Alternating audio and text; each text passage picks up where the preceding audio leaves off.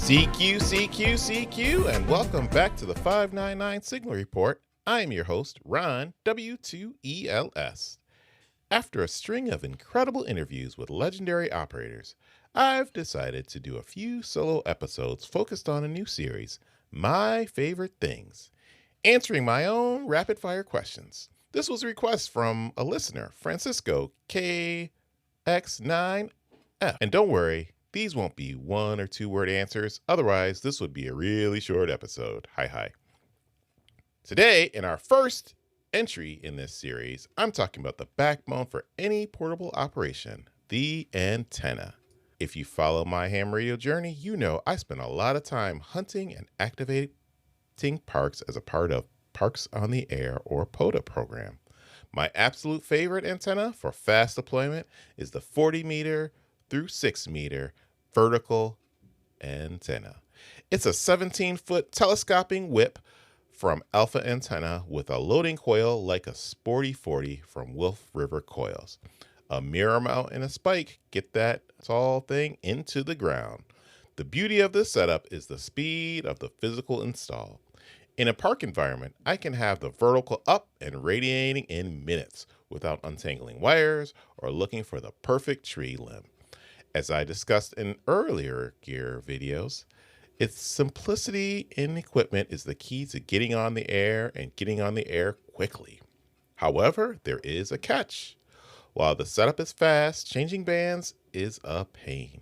Because of the loading coil, every time I jump between bands, say 40 to 10, I have to physically get up from my rig and walk over to the antenna and adjust the taps or the antenna length, which might take a few tries to get that SWR right. If you're search and pounce operator who likes to jump between bands quickly, this can really break your flow. Now, when I know I'm going to be doing a lot of band hopping, I reach for my other favorite, the end-fed half-wave antenna. The main advantage here is lightning fast band changes. Since it's properly cut, the end-fed half-wave is resonant on multiple band harmonics, specifically 40, 20, 15, and 10. Right from the comfort of my operating position, I can change those bands. No walking required. It allows me to chase POTA spots, or even when the band dies off while I'm activating, I can switch bands much more efficiently. But like everything in radio, there is a trade-off. With the end-fed half-wave, you have to deal with wires. I'm either finding a high tree bands or I am utilizing my little dude mast to support the wire. You have to manage the footprint of the wire as well because you don't want people who are just enjoying the park to trip over any wires. Sometimes you have to fiddle with those wires just to get it in the perfect operating position. So, which one is right for you? It comes down to your operating style.